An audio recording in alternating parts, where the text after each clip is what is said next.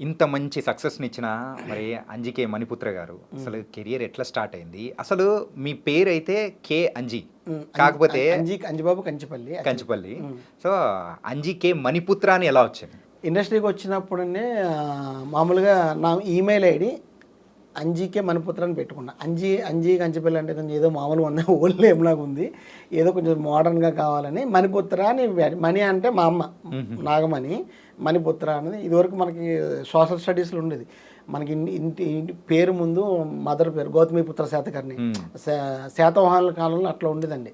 మన పేరు ముందు మదర్ని పేరు మదర్ నేమ్ యాడ్ చేయడం యాక్చువల్లీ చాలా కొన్ని శతాబ్దాల పాటు జరిగింది అది.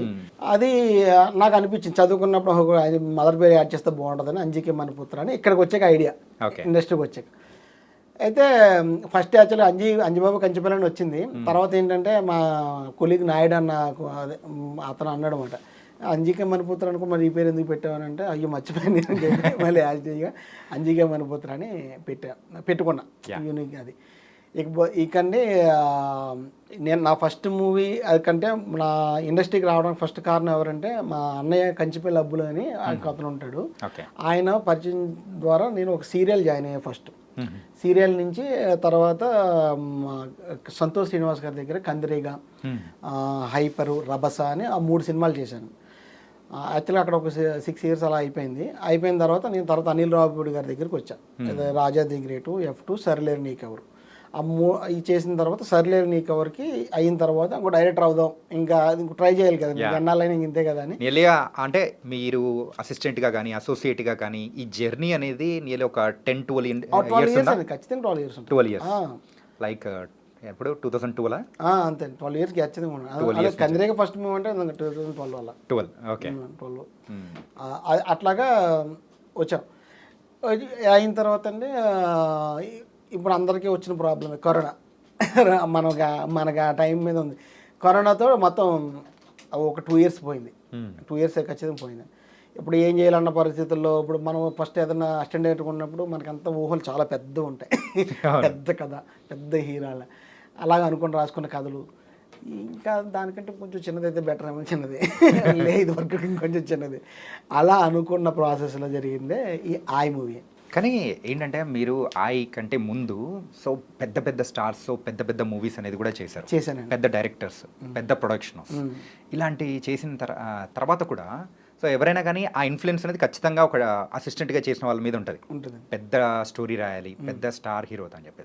కానీ మీరు ఇంత అంటే ఒక స్మాల్ మూవీతోనే స్టార్ట్ చేయాలని అనుకోవడానికి గల రీజన్ ఏంటి? రీజన్ ఏంటంటే పెద్ద కథతో పెద్ద స్టార్తో లాంచ్ అయ్యే కొత్త డైరెక్టర్లు చాలా వేలి మీద లెక్క పట్టొచ్చండి. ఈ మధ్యకాలంలో నేను చూసింది ఆ దసరా డైరెక్టర్, ఆయన అదొక్కటే అనుకుంటా. నాని లాంటి సూపర్ స్టార్తో శ్రీకాంత్ వదిలే గారు లాంచ్ అవటం, అదేంటంటే అది వేరే అండి. కొన్ని మన పరిస్థితులు అన్నీ కలిసి రావాలి. చూడండి, ఎంత టాలెంట్ ఉన్నా కొంచెం ఆవగించంత అదృష్టం ఉండాలంటారు చూసారా, అది కూడా తోడవ్వాలి. అప్పుడే అటువంటి జరుగుతుంది. ఎంత టాలెంట్ ఉన్నా సరే, అది లక్ అవ్వచ్చు, నేచర్ సపోర్ట్ అవ్వచ్చు, ఏదన్నా కానీ కొత్తగా ఇండస్ట్రీకి ఏదన్నా డైరెక్టర్లు పరిచయమైన ఏదన్నా ఉన్నారంటే మీరు చూడండి.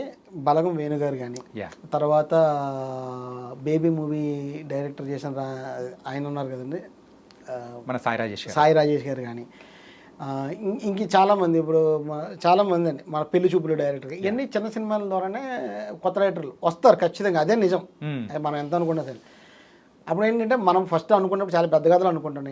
అందరూ అనుకున్నాను, నేను కూడా పెద్ద కథలు అనుకున్నాను. కానీ అవి వర్కౌట్ కాదు. హీరో దగ్గర వెళ్ళడానికి మనకి టైం అవ్వదు, పని ప్రొడక్షన్ హౌస్లు ఇవన్నీ జరగదు. కానీ అలాంటి టైంలో సరే ఏం చేద్దాము అనుకున్న టైంలో ఎంటర్టైన్మెంట్ బేస్ మీద ఒక కథ రాసుకుంటే, చిన్న కథ, మన ఊరు, ఎవరో లేదని ఎవరినో ఒకటి పెట్టుబడి పెట్టి మనం అన్నా సరే మనం ప్రొడక్షన్ మెయింటైన్ చేసిన సినిమా చేయొచ్చు. అంటే ఈ ఐడియా కూడా అది అంతే కదండి మరి.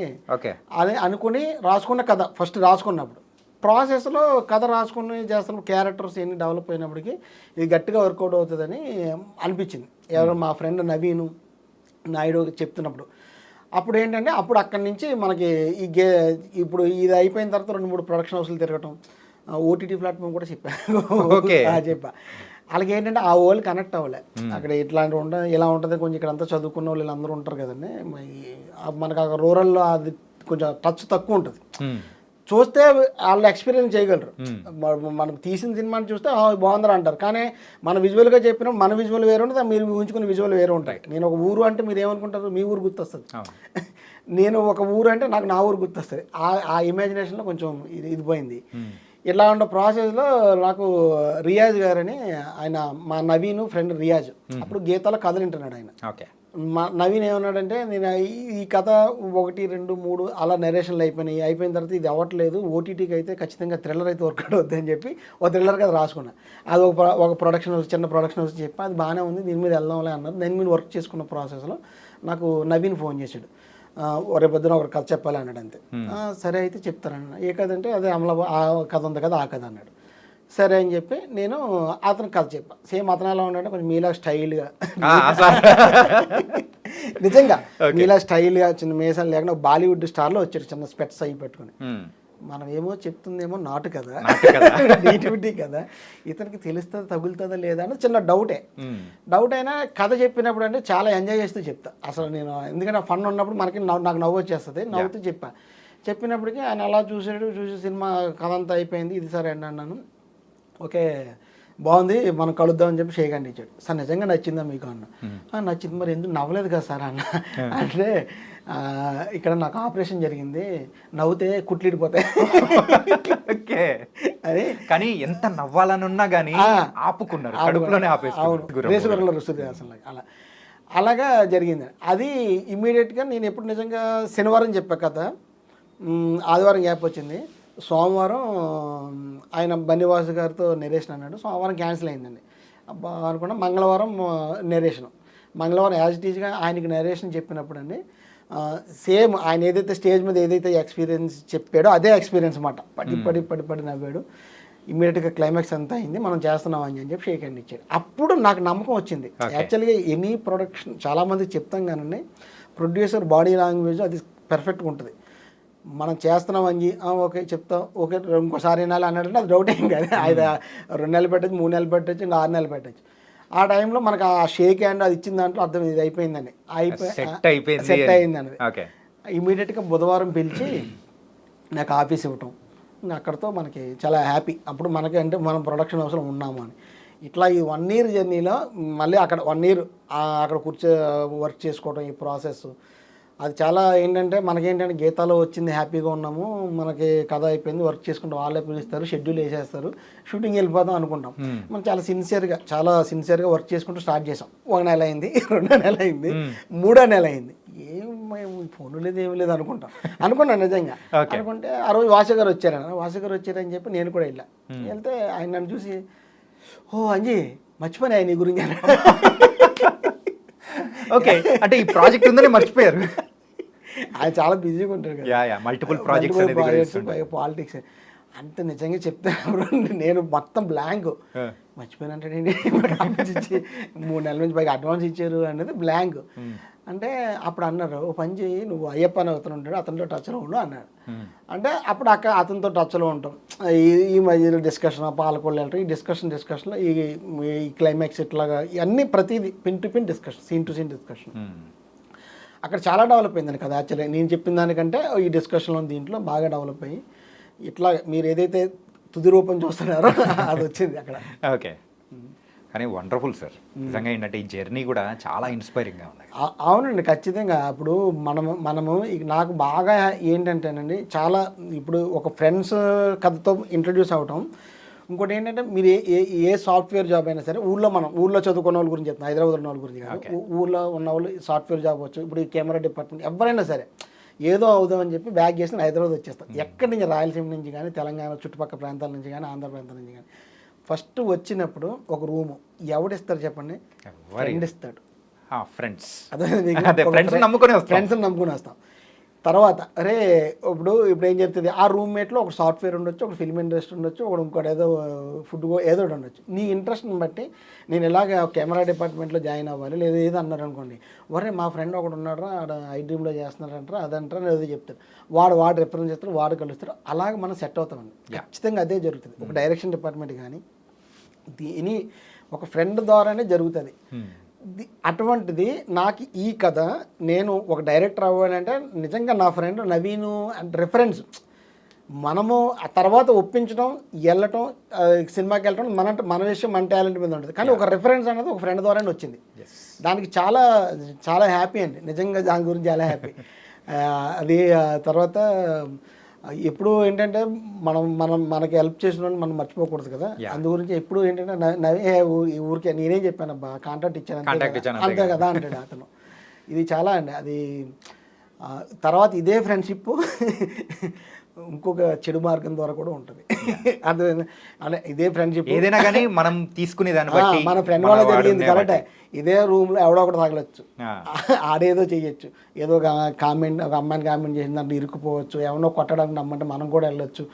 అలాగ నాశనమైన వాళ్ళు కూడా ఉంటారు ఓన్లీ ఫ్రెండ్షిప్ ద్వారా. సార్ మీరైతే మంచితో పాటు చెడును కూడా రెండు భలే చెప్తున్నారు సార్. నిజంగా ఉన్నాయండి, ఇలాగ ఉన్నాయి. ఏదన్నా నిజంగా ఒకడు ప్రాబ్లంలోంచి ఒకడు మంచిగా ఉన్న లైఫ్ నార్మల్లోకి అలా వెళ్ళిందంటే కారణం నిజంగా అది ఫ్రెండ్ అయ్యాడు, నో డౌట్. అది మనం తీసుకున్న విధానం బట్టి ఉంటుంది, మనం ఎవరితో ఫ్రెండ్షిప్ చేస్తున్నాము అది దాన్ని బట్టి చెయ్యండి. ఓన్లీ ఫ్రెండ్షిప్ వల్ల అయ్యిందని చెప్పి అందరితో ఫ్రెండ్షిప్ చేయొద్దు. ఫ్రెండ్ ఎటువంటి అన్నది కూడా చూసుకోవాలి. యా, ఫ్రెండ్షిప్ గురించి అయితే చాలా చక్కగా చెప్పారు సార్. అయితే ఇప్పుడు ఆ మూవీలో సో మన నారాయణ నితిన్ గారు ప్రీవియస్గా చేసిన మూవీ అయితే మ్యాడ్ అండి. సో అందులో కూడా ఒక 3 ఇంపార్టెంట్ క్యారెక్టర్స్లో ఆయన ఒకరు. సో ఇందులో వచ్చేటప్పటికి ఆయనకు కూడా అప్రాక్సిమేట్లీ ఈక్వల్గా ఉన్న ఫ్రెండ్స్ క్యారెక్టర్ అది.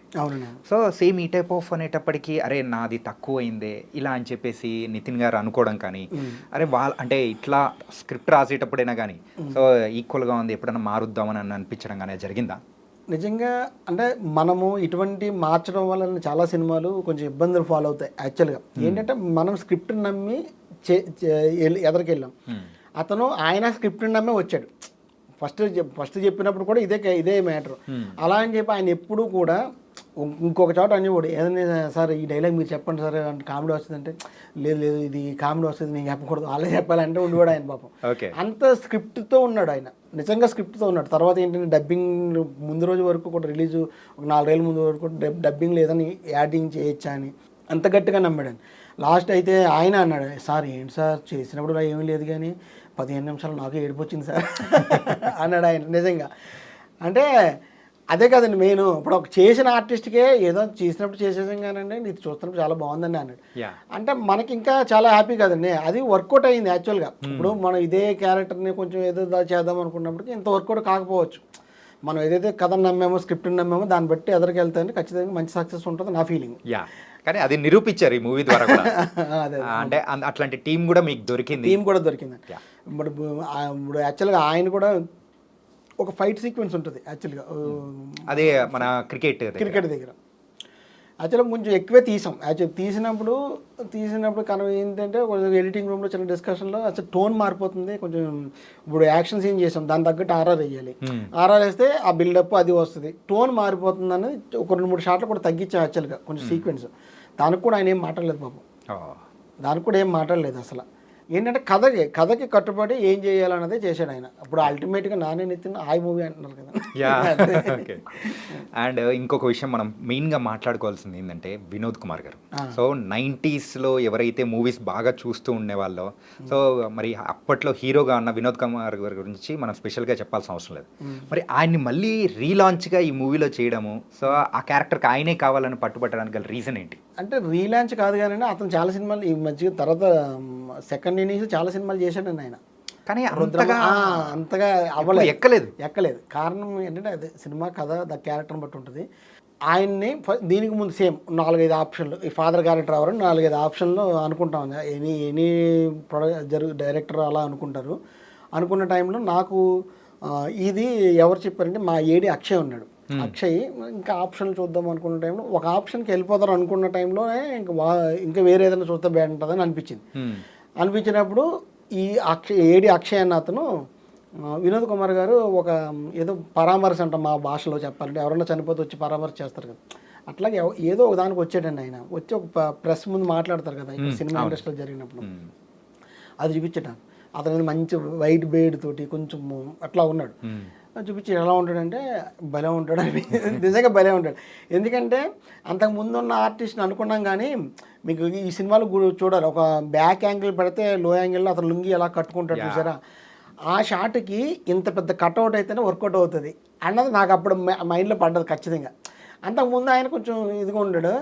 ఆహా ఓకే అని అప్పుడు ఈయన ఓకే అని చెప్పి ఆయన్ని కాంట్రాక్ట్ ఇమీడియట్గా వినోద్ కుమార్ గారు బాగుంటారని చెప్పి వాసు గారు చెప్పడం, వాసు గారు ఓకే అన్నారు. ఇమీడియట్గా ఆయన ఫోన్ చేస్తే హీరో ఎలాగ గీతా ఆర్ట్స్ నుంచి అండి ఫాదర్ క్యారెక్టర్ అన్నప్పుడు ఓకే అన్నాడు. రెమ్యునరేషన్ అంటే మీరు ఎంత ఇస్తా అంత అన్నాడు. నిజంగా రెమ్యునరేషన్ కూడా ఏం మాట్లాడలేదు పాపం ఆయన. ఓకే మా బడ్జెట్ ఎంత అంటే ఓకే అన్నాడు అంతే. ఆ బడ్జెట్ గురించి లెక్కే చేయలేదు ఆయన. ఆయన అమలాపురం వచ్చాడు, కథ కూడా చెప్పలేదండి, ఫాదర్ క్యారెక్టర్ అంతే అన్నాడు.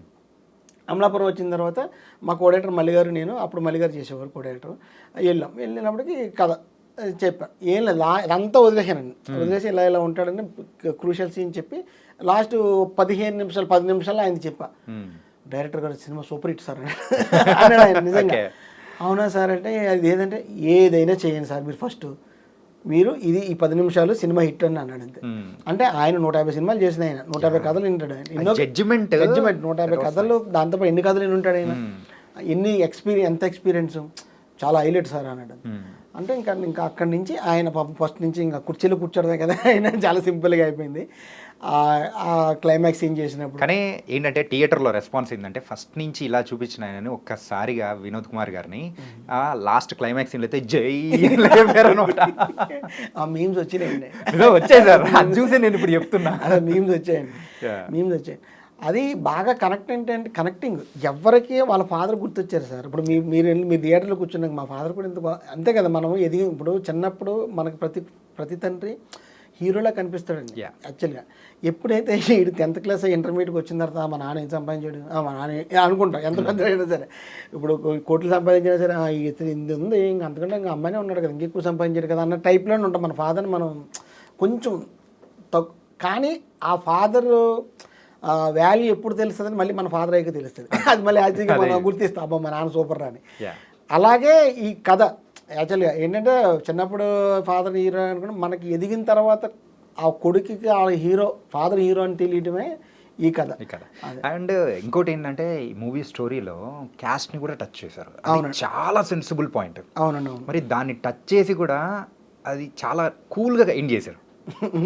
So that was very very nice sir. అంటే అందరికీ ఏంటంటే కొన్ని క్యాస్ట్ గురించి తీసుకున్న తర్వాత మనం చాలా సినిమాల్లో చూస్తుంటాం కాంట్రవర్సీలు రావడము, ఏదో ఒకటి కొన్ని ఇష్యూస్ వల్ల కూడా కొన్ని ఆగిపోయిన సిచ్యువేషన్స్. కానీ అలాంటి పాయింట్ని తీసుకోవడం పెద్ద ఛాలెంజింగ్ కదా మీకు. అలాంటి దాన్ని ఎలా డీల్ చేశారు మీరు? అంటే మీరు ఉంటారు కదా, మీరు ఏముట్లో అన్నా సోలాపూర్ వెళ్ళిపోయాలి అంటది అని. ఏ క్యాస్ట్ అని చెప్తాం మనం, ఏ క్యాస్ట్ అని చెప్పట్లేదు కదా, ఇక్కడ చెప్పట్లేదు, ఎక్కడ అదే కదా. నీ ఈ సినిమాలో ఏంటంటే మనం క్యాస్ట్ అని చెప్తాం, క్యాస్ట్ అని చెప్పాం, మ్యాజిక్ అంతే. ఫస్ట్ అనుకున్నదండి. ఫస్ట్ ఏంటంటే ఇదే యాక్చువల్గా ఏంటంటే సర్వసాధారణంగా ఏముట్లోనే అడుగుతారు యాక్చువల్గా. అది మామూలు దాంట్లో ఎవరి తాలూకా ఇంటి పేరు ఏంటని అన్నీ అడుగుతుంటారు మామూలుగా అక్కడ. ఏముట్లో అన్నప్పుడు మనం ఏంటంటే డైరెక్ట్గా చెప్పలేం, చెప్పితే అది మళ్ళీ కొంచెం ఇబ్బందికరమైన పరిస్థితే. కాబట్టి ఏం చేయొచ్చు అన్నప్పుడు మా సైడ్ ఏంటంటే సేమ్ అదే సోలాపూర్ వెళ్ళిపోయారని చెప్పి ఊరు తిరుగుతుంటాం. సడన్గా ఫ్లాష్ అయ్యింది నాకు యాక్చువల్గా. కరెక్టే కదా, ఏముట్లో అంటే సోలాపూర్, మీరు మా వాళ్ళైనా అంటే అయిపోయాం కదా మనం ఏది చెప్పకుండా. కానీ అక్కడ అంజి గారి మ్యాజిక్ చూపించారు, మ్యాజిక్ అదే అండి మ్యాజిక్. తర్వాత సేమ్ బస్సులో అడుగుతుంది టికెట్ అని పెడతాం, అలా సిచ్యువేషన్ మీరు మా వాళ్ళైనా అంటుంది. ఇట్లాగా మనం లైటర్ వేలని యాక్చువల్గా ఎంత పెద్ద ప్రాబ్లం చెప్పినా ఇది కొంచెం లైటర్ వేలని డీల్ చేయాలన్నది. ఎందుకంటే మన ఎంటర్టైన్మెంటే చెప్తున్నాం కదా అల్టిమేట్గా. దాని గురించి మనం అయితే దీని మీద మనం ఒక లెక్చర్ ఇచ్చేలాగా లేదా ఒక సమాజాన్ని మార్చేలాగా మన సీరియస్గా టోన్లు వెళ్తున్నప్పుడు ఇది వర్కౌట్ కాదు, దాన్ని ఇంకోళ్ళని మనం డీల్ చేయాలి. మనం ఏంటంటే అంతా లైటర్ వేలో చెప్తున్నప్పుడు దీన్ని లైటర్ వేలో డీల్ చేస్తే బెటర్ అని అనిపించింది. నైస్. అండ్ ఈ మూవీ చాలా సక్సెస్ అనేది కూడా సాధించారు, అండ్ ఇప్పుడైతే ఫుల్ హ్యాపీ మూడ్లో కూడా ఉన్నట్టున్నారు. తర్వాత నెక్స్ట్ ప్రాజెక్ట్ ఏంటి, ఎక్కడ చేస్తున్నారు? నెక్స్ట్ ప్రాజెక్ట్ వచ్చేసింది ప్రజెంట్ అయితే గీతా ఆర్ట్స్లోనే ఉందండి సినిమా. అదే GA2 బనివాస్ గారి దగ్గర. ఆల్రెడీ కథ ఎప్పుడు చెప్తున్నాను అడిగారు ఆయన. సార్ ఉన్న కథ ఉంది సార్, కొంచెం మైండ్కి ఎక్కించుకోవాలి కదా, మరి మీ దగ్గర చెప్పినప్పుడు కొంచెం స్ట్రాంగ్గా ప్రిపేర్ అయ్యి రావాలి కదా అని ఒక 10-15 రోజులు టైం అడిగానండి. ఈ నెలాఖరికి అలా చెప్తా, ఈ నెక్స్ట్ మంత్ 15కి అట్లా చెప్పి ఇంకా తిరుపతి వెళ్ళాలని మొక్కివ్వాలి అవునా? ఓకే. గడ్డం వెళ్ళేసి. సార్ ఇదేనా ట్రెండా సార్? అంటే యూజువల్గా మంచి మూవీ హిట్ అయిన తర్వాత మన సందీప్ రెడ్డి గారిని చూసాము, తర్వాత నాగేశ్విన్ గారిని చూసాము, అండ్ ఇప్పుడు నెక్స్ట్ అంజి గారిని చూడబోతున్నాం. అలాగా అంత పెద్దలతో పోల్చొద్దు గారండి, అంటే సక్సెస్. ఒక్కటి ఏంటంటేనండి, మనము ఇప్పుడు ఏదన్నా ఒకటి రీచ్ అవ్వాలి, గోల్ రీచ్ అవ్వాలి అంటే మనం ఎంత గట్టిగా ప్రయత్నం చేస్తే, ఎంత గట్టిగా ఒక డైరెక్టర్ అవ్వాలి, తర్వాత మీరు ఒక యాంకర్ అవ్వాలి, నెక్స్ట్ ఏదైనా హీరో అవ్వాలి, ఏదైనా అనుకోండి, మనం ఎంత గట్టిగా ప్రయత్నం చేస్తే అది దేవుడు అవ్వచ్చు, నేచర్ అవ్వచ్చు, అలా సపోర్ట్ చేస్తాయి.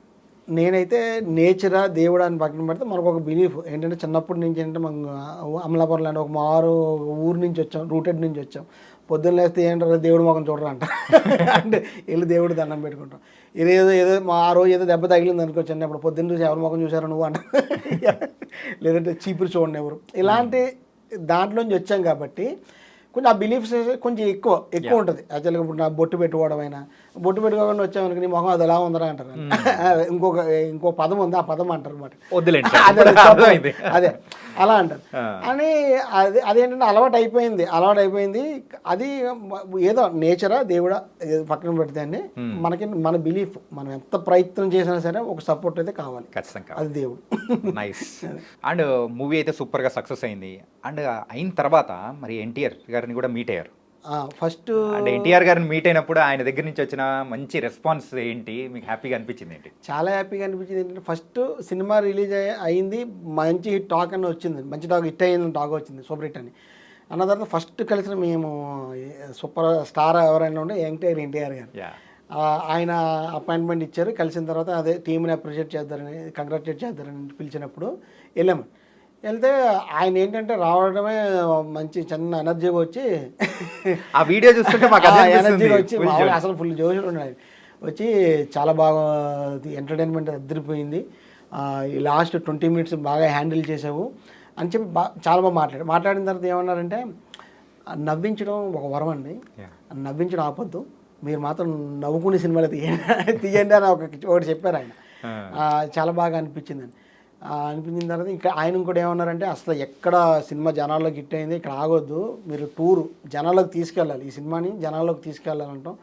ఇమీడియట్గా మేము రాయలసీమ టూరు ఇటు తర్వాత ఆయన ఏమో ట్వీట్ చేశాడు. ఇవన్నీ బాగా ఆయన సపోర్టు చాలా బాగా హెల్ప్ అయిందండి సినిమాకి జనాల్లోకి వెళ్ళటానికి. ఇంకోటి ఏంటంటే, ఆయనతో నా పర్సనల్ ఎక్స్పీరియన్స్ ఏంటంటే, రభసా మూవీ నేను అసోసియేట్గా పనిచేశాను కదండి, చేసినప్పుడు మనకేంటంటే అంత పెద్ద స్టార్తో పనిచేస్తున్నాం అని అంటే అసలు అది నేను చాలా కూల్గా ఆయన స్టార్ట్ అంటే రావడం, మంచిగా యాక్ట్ చేయడం, మళ్ళీ వెళ్ళిపోవడం, నార్మల్గా ఉంటుంది. అంత స్టారు మన పక్కనే అలా తిరుగుతూ, అసోసియేట్ అంటే ఏమంటే ప్రాపర్టీ సర్దుడు అట్లా. అలాంటిది నేను ఆయన ముందు ఒక డైరెక్టర్గా నిలబడటం నాకు పర్సనల్గా చాలా హ్యాపీనెస్ ఇచ్చిందండి అది. దాని గురించి అయితే ఇంకా చెప్పలేనంత హ్యాపీనెస్. మనం ఎక్కడెక్కడ దూరంగా తిరిగినా ఆయన షేక్ హ్యాండ్ ఇచ్చి సినిమా బాగా తీసో నవ్వించి సినిమాలు తీయని అన్నప్పుడు ఇంకా చాలా హ్యాపీ అండి. ఎన్టీఆర్ ఫ్యాన్స్ అందరూ కూడా నాకు కొంతమంది తెలుసండి బాగా, వాళ్ళు కూడా చాలా అన్నయ్యమన్నారు అంటాం. దాని గురించి బాగా మాట్లాడు. Super sir. అందుకే ఒక మంచి మూవీ ఉందంటే మన హీరోస్ అయినా కానీ ప్రతి ఒక్కరు సపోర్ట్ చేయడానికి రెడీగా ఉంటారు సార్. అవునండి, అవును. ఎగ్జాంపుల్ మన జూనియర్ ఎన్టీఆర్ గారు కానీ, మరి ఈ మూవీకి మరి మన బన్నీ గారు కానివ్వండి, నాగ చైతన్య గారు, సాయి పల్లవి గారు. అలాగే ఈ మూవీ మేము చూస్తున్నప్పుడు కూడా అందరి హీరోస్ ఫ్యాన్స్ ను కూడా మరి అయితే సాటిస్ఫై చేసేటట్టు కూడా ఫ్లెక్సీస్ ని చూపించడం కానీ, అండ్ ఒక సాంగ్ లో అయితే మరి ఆ సాంగ్ లో మరి హీరోతో కూడా ఇమిటేట్ చేయిస్తూ మరి చేయించడం కానీ ఇలాంటివన్నీ చేశారు. సో ఇది ఎలా పాసిబుల్ అయింది అంటే, అందరూ ఫ్యాన్స్ ఫ్లెక్సీలు ఏంటంటే అండి, మీకు గోదావరి అటు పక్క వచ్చారనుకోండి, మీకు ఒక ఊరు ఇలా ఎంటర్ అయినట్టునే మీకు చిరంజీవి గారు ఫ్లెక్సీలు కనపడతాయి. అలా కొంచెం ముందుకెళ్తే బాలకృష్ణ గారు వస్తాయి, అలా కొంచెం ముందుకెళ్తే మళ్ళీ మహేష్ బాబు గారు. ఎక్కడైనా సరే ఇంకా సినిమా పిచ్చోళ్ళు అండి, సినిమా ఫ్యాన్స్ మామూలుగా. వాళ్ళకి ఏంటంటే, మాకు ఇది ఇప్పుడు అంటే ఎంటర్టైన్మెంట్ అంటే సినిమా తప్పితే ఇంకేమీ కాదు, అంత ఫ్యాన్స్ ఉంటారు అన్నమాట. యాక్చువల్గా మీ ఒరిజినల్గా ఉండవండి, ఆల్రెడీ ఎవరో ఒక బర్త్డే వస్తుంది, ఆ ఫ్యాన్స్ యొక్క ఫోటోలు పెడతారు, ప్రభాస్ గారి ఫ్యాన్స్, బన్నీ గారి ఫ్యాన్స్, ఇవన్నీ పెడుతూ ఉంటారు అన్నమాట. ఫ్లెక్సీలు వాళ్ళు పెద్ద ఫ్లెక్సీ హీరో గారు చేస్తారు, ఈ పక్కన వాళ్ళ ఫోటోలు వేస్తారు. వాళ్ళు ఒక సెలబ్రిటీ. పవన్ కళ్యాణ్ గారి దానికైతే ఇంకా రచ్చగా ఉంటుంది అది. అట్లాగే అలాగా ఏంటంటే, మీకు ఎవరన్నా షూటింగ్ వచ్చారు కదా, మా షూటింగ్ వచ్చిన వాళ్ళు తెలంగాణ నుంచి వీళ్ళ నుంచి వస్తారు, అన్ని ప్రాంతాల నుంచి. ఏంటంటే ఊరంతా ఏంటి ఇలాంటి ఫ్లెక్సీలు ఉన్నాయండి, ఏ ఊరు వెళ్ళి ఎవరో ఒకరు హీరో ఫ్లెక్సీలు ఉన్నాయని చాలా షాక్. ఒకే ఏరియాలో ఉంటాయి, ఇక్కడ పవన్ కళ్యాణ్ గారు, మహేష్ బాబు గారు అలా ఫ్లెక్సీలు అన్నీ ఉంటాయండి. ఏంటి ఎవరు పడ్డా ఎవరు ఏంటంటే ఎవరు వాళ్ళ యొక్క ఫ్యాన్స్ ఆనందాన్ని ఎలా చెప్పుకోవాలంటే వాళ్ళకి అలాగే చెప్పుకుంటారు, ఫ్లెక్సీ ద్వారానే చెప్పుకుంటారు. ఆ ఫ్లెక్సీ ఆ స్టార్ హీరోస్ కూడా ఫ్లెక్సీ ఫోటోలు వేసుకుంటాం. ఇక్కడ వచ్చి డైరెక్ట్గా కలవడం ఏమో వాళ్ళకి యాక్సెస్ దొరకదు కదా పాపం, ఫోటోలు తినడం యాక్సెస్ దొరకదు. అందుకే వాళ్ళ హ్యాపీనెస్ని ఫ్లెక్సీ లోపల వేస్తారండి. ఇంతకు మీ ఫ్రెండ్స్ అక్కడ ఉన్న వాళ్ళు ఎవరైనా కానీ మీ ఫ్లెక్సీ వేసారా? అమ్మో అంటే హీరోలకు కాదు, థియేటర్లు సక్సెస్ఫుల్ థియేటర్లు వేసారు. థియేటర్లు బాగా మా రమా థియేటర్లో ఆడింది, మా అందరూ కొంచెం ఫ్లెక్సీలు వేసారు. ఇక మీరు అడిగింది ఏంటి, హీరోల మేనరిజం ఆ సాంగ్ లో చెప్పించారు. దానికి మెయిన్ కారణం భాను మాస్టర్ అని. మనకేంటంటే హుక్ స్టెప్ కావాలి, ఏదో ఒకటి కావాలనుకున్నప్పుడు రకరకాల హుక్ స్టెప్స్ ఏదో వేసుకున్నప్పుడు ఆయన ఇది పంపించినప్పుడు ఏమో భలే ఉంది, ఇది మొత్తం అందరు హీరోల్ని మనం సాటిస్ఫై చేసినట్టుండో అని. ఇప్పుడు ఆ స్టెప్ ఇమీడియట్గా నేను ఓకే చేశానండి. ఓకే చేసాము, షూట్ చేసాము. హీరో గారు కూడా ప్రాక్టీస్ చేసి చాలా ఎనర్జీగా చేశాడు ఆ టైంలో. లాస్ట్లో వాళ్ళ బావగారు స్టెప్ ఉంటుంది కదా, చీమ దానికి అది బాగా చేశాడు ఆయన. దాని గురించే ఏముందండి, మళ్ళీ చిన్న సినిమాని అందరు హీరోల అభిమానులు ఆదరిస్తేనే ఇంత పెద్ద హిట్ అవుతుంది. అందు గురించే అందరిని సాటిస్ఫై చేయలేదు. కానీ అన్ని కమర్షియల్ ఆస్పెక్ట్స్ కూడా పాయింట్అవుట్ కొన్ని మొత్తం యాడ్ ఆన్ చేసుకుంటూ ఒక మంచి ప్రాజెక్ట్ అనేది ఇచ్చారు సార్. అవునవును. It was very very nice sir. మొత్తానికి అయితే ఈ ఇంటర్వ్యూ కూడా ఫుల్ ఫన్ బాత్ లో ముంచేశారు అనమాట అన్ని పాయింట్స్ తో. ఆ ఈ మూవీ కేవలం ఫన్ గురించే కాకుండా ఎమోషన్స్ ఎట్లా నింపారో ఈ ఇంటర్వ్యూ కూడా అలాగే ఉంది. సో థ్యాంక్ యూ అంజీ గారు. థ్యాంక్ యూ, నమస్కారం. Thank you. సో గైస్, అది మేము ఫ్రెండ్స్ అండి మూవీ డైరెక్టర్ అంజీ గారి మరి ఆయన సక్సెస్ మంత్ర ఏంటి, ఎక్కడి నుంచి వచ్చారు ఏంటి అనేది చాలా చక్కగా చెప్పారు కదా. మరో ఇంటర్వ్యూతో మళ్ళీ కలుద్దాం. అంతవరకు take care. This is your Chanakya.